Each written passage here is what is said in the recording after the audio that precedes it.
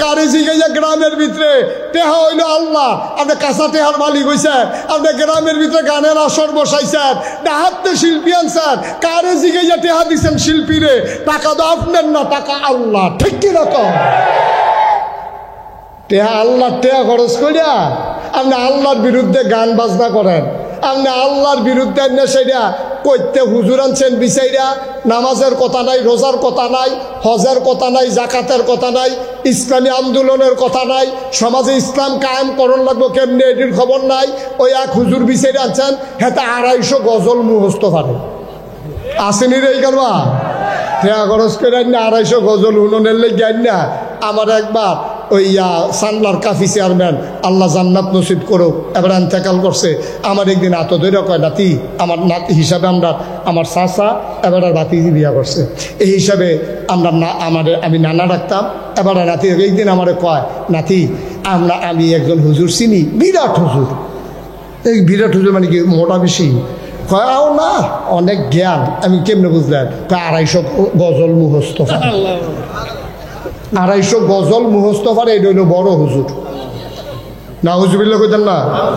250 গজল মুখস্থ পারে, এটা বড় হুজুরের লক্ষণ না। তো বড় হুজুরের লক্ষণ হইল এবারে ইমানটা সহি আসেনি, আর ওই ইমান অনুযায়ী এবারে আমল করছে নি, তৈল হইল বড় হুজুর। সুন্দর সুন্দর কথা তো ভালো কম যায়। আমি 2 ঘন্টা 1 ঘন্টার লাগে আপনারা এখন আইসি, আমি কত মজার মজার সুন্দর সুন্দর কথা কইতাম পারাম। আমি ফার্স্ট লাইনটা খেত চইলে না বুঝবেন আমি মানুষ কিরকম, ঠিক কিনা কম? মানুষ চিনা যায় টেহা হাওলাত দিলে, মানুষ চিনা যায় ফার্স্ট লাইনটা খেত চইলে, মানুষ চিনা যায়। এই বসো, তুই লাইন করে যাইবা না তুমি? উঠে মনে করছে অন্য হুজুর, তার মানে সমান মনে করো সিফাতে বইয়া তো আজান দিবা তো কেউ দায়িত্ব দিয়ে পারলো না আগে। আচ্ছা যাও, এমন এক জিনিসের নাম কইয়া বইছে, না অত করতাম পারি না। 2জন ওষুধ কীর্তি তুমি উঠলে নাই লইলে আমিও ভাই দিয়ে টালায় সাইকেলের পিছিয়ে দিয়ে বইয়া লাগবতে। কইটা গেলি রে? আমিন বলো, জোরে বলে না আমিন। ভাইও কুদ্দুর চিন্তা করে, কুদ্দুর চিন্তা করে না, এই রঙের গড়া দৌড়াইয়েন না, টেহা আফতে কুফুতে খরচ করেন না। টেহা খরচ করার আগে 100 বার চিন্তা করবেন, আমার এই টেহা খরচটা আল্লাহ খুশি হয় না বেজার হয়। কামটা করণের আগে 100 বার চিন্তা করবেন, আলেম ওলামার লগে বুঝবেন। শীতলাই যে আলেম শূন্য গ্রাম না, আলেম ওলামার সাথে বুঝবেন যে হুজুর আমি যেই কামটা করতাম চাই, এটা কি ভালো হইব না খারাপ হইব, সওয়াব হইব না গণা হইব, আপনি কুদুর কইয়া দেন।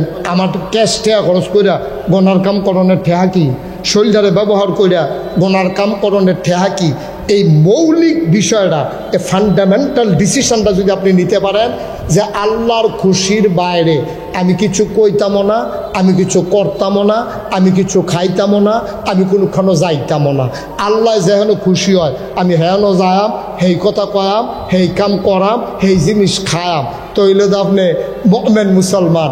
আর মুমিন মুসলমান হইলে তো কি এর ফিসাব, কি এর লাটসাপ, কি এর এমপি, কি এর মন্ত্রী, আল্লাহ না কয় ইন্না আকরামাকুম ইনদাল্লাহি আতকাকুম, তোমাদের ভিতরে মর্যাদা বেশিকার সিদ্ধের তারা হনো শিক্ষা গেল না।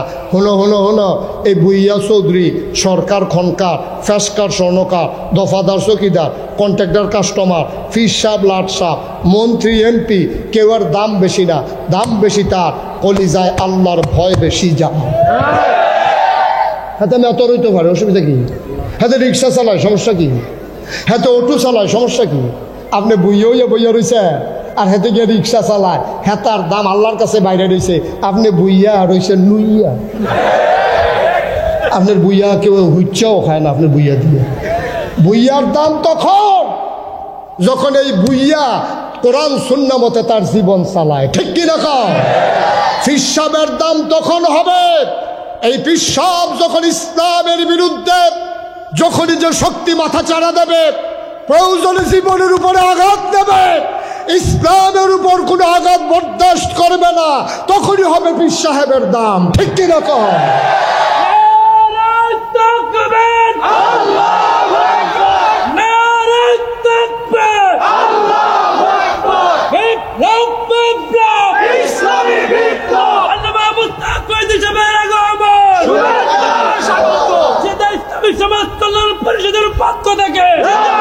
সবাই পড়েন আমিন। দাম হইব তার কাম দিয়ে না, ঠিক নিও। দাম কি দাড়ি দিয়া, দাম কি টুপি দিয়া, দাম কি পাঞ্জাবি দিয়া? তো হাতে ভাইয়ের পাঞ্জাবি গাও দিয়েছে, তো ইমামতি করে না। আল্লাহ তাবারক ওয়া তাআলা বলেছেন ইন্নাল্লাহ আশতারা, নিশ্চয়ই আল্লাহ কিনে নিয়েছেন।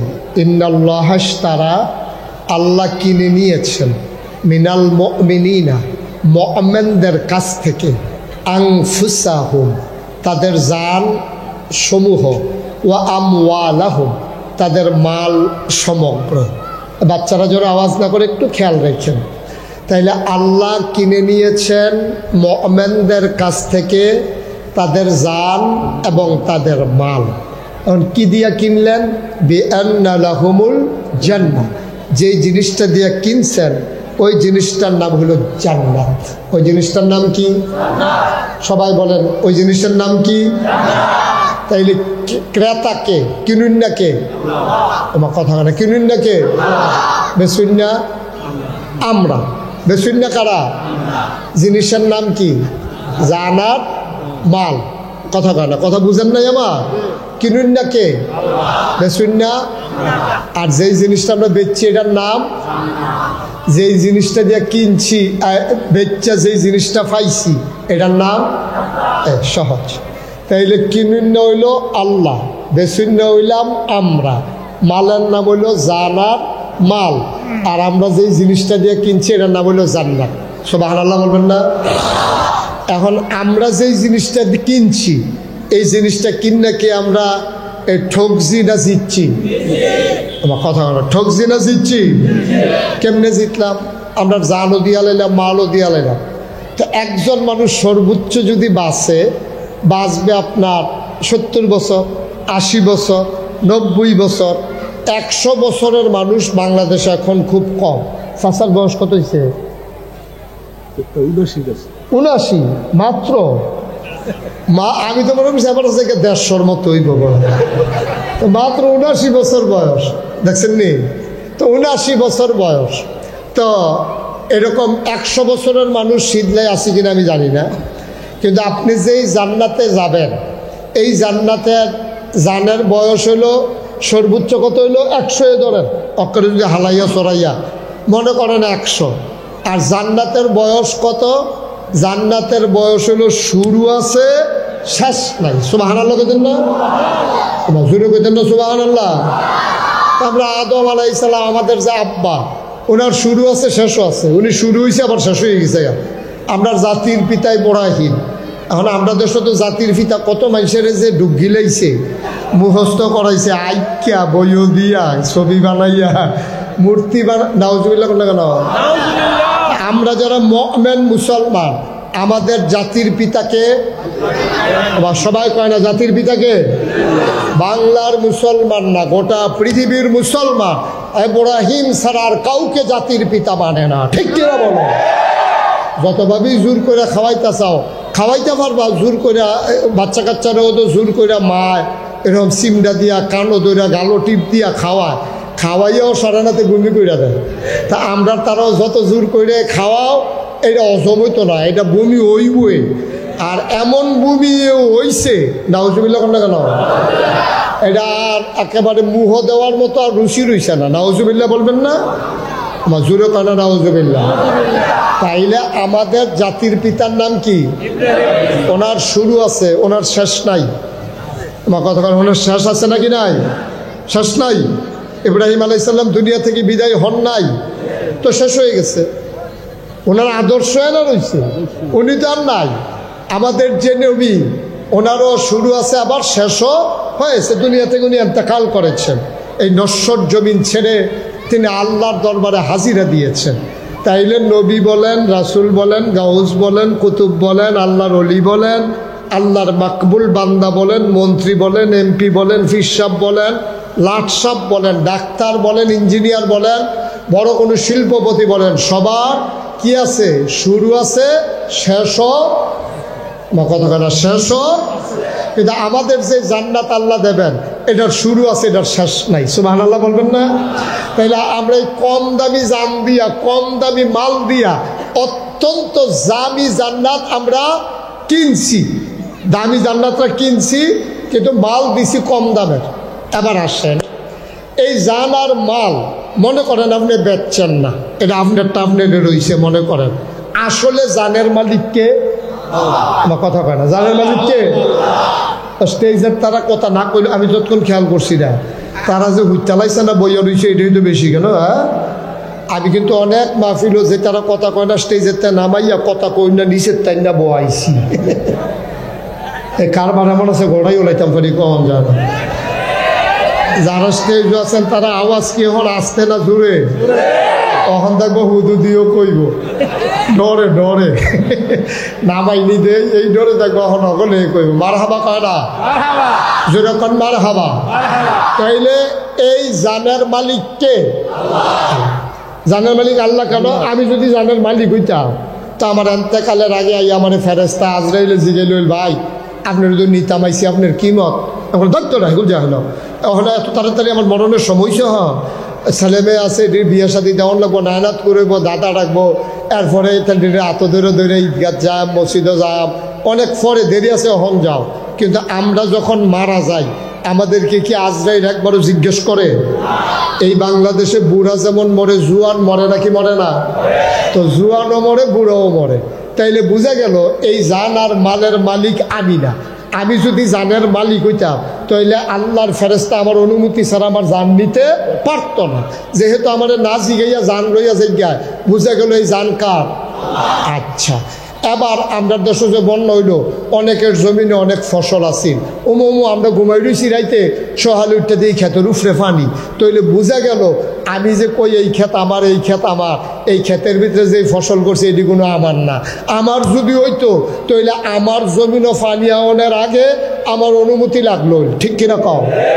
আপনি ডিপ মেশিনের তারা পানি ছাড়ছে, পানি 3 মাইল দূরে দিয়ে ঘুরাইয়া নিল, আমার একেবারে আলু ক্ষেতের হৌড়া ক্ষেতের মাইদি দিয়ে আমি কোনো পানি নিতে দিতাম না। কারণ হৌড়া ক্ষেতের মাইদি দিয়ে পানি গেলে হৌড়াটি ফুচা যাবো গা, আলু ক্ষেতের মাইদি দিয়ে পানি নিলে আলুটি ফুচা যাবো গা। সুতরাং তুমি কহেন দিয়ে পানি নিবে এটা আমার দেহার বিষয় না। ডিপ মেশিনের ওলা আপনার কাছে ইয়ে মেল করছে, সর্দার লইয়া ইয়ে কইছে, ভাই যত টেহার আলু হইবেন এত টেহার আলু দিয়া দেন, তারপরও আপনি মাইদি দিয়ে কিন্তু লুলটা নেই, আপনি রাজি হন না। শেষ পর্যন্ত 5 মণ বাড়াইয়া আমরা তারা যখন দেখছে যে কায়দাত পড়ছে, এমন দাম কয় মানে যেন রুচি মইচা জায়গায় অন হেবাডারও ঠেহা হেবাডায় নেওয়ান লাগছে। কিন্তু বন্যার পানি আপনার জমিনে আসার সময় একবারও আপনার জিগাইছে না, বুঝা গেল এই জমিনের ফসল আপনি না, ঠিক কিনা কম? তা আপনি হত্যা রয়েছেন, ঘুমের ভিতরে বইটা রয়েছেন, তো জান তো আপনার না। আপনি ভাই ঘুমাই রয়েছেন, রফি দিয়ে খেতের উঠতে পানি যেতে আছে বন্যার, এই খেত আপনার না। তাহলে জানের মালিককে, মালের মালিককে। এরপরে আবার আল্লাহ কয়, আমি মুমিনদের কাছ থেকে জানার মাল কিনতাম চাই, তোমরা কি বেচবা? আমরা জিগাইছে শীতলাইট তারারে, আর আপনারা বুঝে নকর নাকি বাইতে বুঝাইবে, চাচা কিন্তু চাষির লোক বুঝাইবে, বেচবে বেচবো। এবার জান্নাত, এই জান্নাতের বিনিময় হইলে বেচা লাগবো, সব আনার লাগতেন না। দাম ভালো হইলে আমরা দেশে দেখছো না, কুরবানির ঈদের সময় কুরবানির গরু যখন টান পড়ে তেহালে হগলে ঘুরে, অহন যাবার আর বাদ গরু আছে আসলে বেসনের নিয়ত, এবারও গরু নিয়ে বাজারে তুললে বইয়া থাকে, ঠিক কিনা কন? তো দাম ভালো হইলে বেচতে সমস্যা কি? আমরা যে জানার মাল বিক্রি করাম দামটা ভালো পাইছি। এখন আল্লাহ কয়, ইন্নাল্লাহ ইশতারা মিনাল মুমিনিনা আনফুসাহুম ওয়া আমওয়ালাহুম বিআন্না লাহুমুল জান্নাহ। এই আয়াত যখন নাজিল হয়েছে, আবু হুরায়রা রাদিয়াল্লাহু তাআলা আনহু রাস্তা দিয়ে আরে যারে পায় তারে কয়, ও কথা শুনছনি? কয় কি কথা? কয় জানার মাল আল্লাহ কিনবো, বিনিময়ে জান্নাত দিব, বেচবানি। জিগাইতে জিগাইতে গিয়া পড়ছে উমরের সামনে। উমর কি নরম না গরম? কথা কয় না সকলে, নরম না গরম? তো সাংঘাতিক চাতা বাড়া। এবার সামনে গিয়ে যখন কইছে যে ইন্নাল্লাহ ইশতারা মিনাল মুমিনিনা আনফুসাহুম ওয়া আমওয়ালাহুম বিআন্না লাহুমুল জান্নাহ, উমর খপ কইরা এই আবু হুরায়রা তো ধরে লাইছে, ধরে কই কথা তুমি কই চাইছো? কই যে নবীজি কইছে। কথা তো মিলে না, কারণ জানের মালিক দে এমনি আল্লাহ, মালের মালিক দে এমনি আল্লাহ, জান্নাতের মালিক কেলা? তো বেচা কিনা হয় কেমনে? 3টা জিনিসের মালিক আল্লাহ, তো এলে বেচা কিনা রইল কেমনে? আবার এমনি 3টার মালিক। এখন পানির বোতলও আমার, এই টিস্যু বক্সও আমার, দুটা আমার। এখন যদি আমার চাচা শহীদুল্লাহ ফারুক সাহেব উনি কয় যে চাচা আপনি টিস্যু বক্সটা অনেক সুন্দর, এইটা আপনি আমারে দিয়ালাম, পানির বোতলটা আপনি নিজ্ঞান। আমি বললাম এই তেল অফ কবে ইচ্ছেন চাচা, এটা আপনি কি আমার আব্বারে পাইছেন, আমি আপনার বাতি জানা। এই আগিলা দিন আছে টিস্যুর বক্সটা এমনি আমার, পানির বোতলও আমার, তা আপনি আমারে পানির বোতল দিয়ে টিস্যু বক্স নিবেন কিনতে? তো কথা তো হেডে জানের মালিক কেলা, মালের মালিক কেলা, জান্নাতের মালিক কেলা। তো আল্লাহ দি কয় জানার মাল দাও জান্নাত নাও। উমরে সিহন কথাটা বুঝা লাইছে। উমর আরবি বুঝতো বালা, এবারে তৎকালীন জমানায় বড় সাহিত্যিক আছিল। এবারে কথা তো মিলে না। জান তো আমি বেচলেও নিতে পারবো আল্লাহ, না বেচলেও নিতে পারবো। মাল আমি বেচলেও নিতে পারবো, না বেচলেও নিতে পারবো। আর জান্নাত তো আল্লাহরে যদি আল্লাহ দয়া করে দেয়, জানার মাল আমি বেচুন না গাড়া। এবার নবীজির কাছে দৌড়াইয়া গেছে। নবীজি ইয়া রাসূলুল্লাহ আপনি কি এই কথা কইছে? আমি কি নিজের তো কইছি, আল্লাহ কইছে দেখে তো কইছি। কই হিসাব দিয়ে মিলে না। কয় কি মিলে না? কয় জানার মালিক আল্লাহ, জান্নাতেরও মালিক আল্লাহ, তা আমরাতে কিনবো কেমনে? আরে কয় যখন উমর তুমি রাজি হয়েছে কিনতে পারো না? আল্লাহ যখন কয় তোমার রাজনীতির সমস্যা কি? উমরে কয় আপনি সাক্ষী দেন, এই যে আপনি হাত ধরলাম, আপনি সাক্ষী দেন আমার জান আমার মান আমি আল্লাহর কাছে বেচলাম। কিয়ামতের ময়দানে বিনিময়ে জান্নাত আমি কিন্তু আপনার নবীর থেকে কিয়ামতের ময়দানে বুঝ জানেন। সুবহানাল্লাহ কইতেন না? ঠিক আছে যাও, তুমি জানার মাল বেচছ, জান্নাত পাইবা, যাও চলে যাও। সুবহানাল্লাহ। মুসলমান মন দিয়ে শুনো রে ভাই, তাইলে জানার মালিক আগেও আল্লাহ, আবার বেচ্চা দ্বিতীয়বার মালিক বানাইছি আমরা। এখন মালিককে হালকা রইছে না শক্ত হইছে? একবার বাপের দিনের জমিন ওয়ারিশ সূত্রেতে পাইছে, আবার ভাইয়েতে বইনাইতে আলগা করে কাওলা লইছে। অহন তার মালিকানা মজবুত হইছে, তার নামে নাম জারি করাইছে, খারিজ হইছে। অহন তার মালিকানা আরো শক্ত হইছে। জান্নাতের মালিক আগেও আছিল আল্লাহ, মালেরও মালিক আছিল আল্লাহ। আবার আমরাতে কিনছে, আমরা ব্যস্তাম রাজি হইছি। মালিকানা যখন আল্লাহ শক্ত কইরা লইছে, এবার আল্লাহ কয় জান কইলাম আমার, আমরা কই জি আল্লাহ। কয় মাল কইলাম আমার, আমরা কই জি আল্লাহ। তইলে বেচ্ছ কইলাম, আমরা কই হ। মাগরিবের আগে দিয়া সিদনাই আজম খান মারো, আমরা হকগুলো একমত হইয়া বেচছি। আল্লাহ কয় আবার আমার কথা আছে, আমি জান দিয়া কি করব, আমি মাল দিয়া কি করব?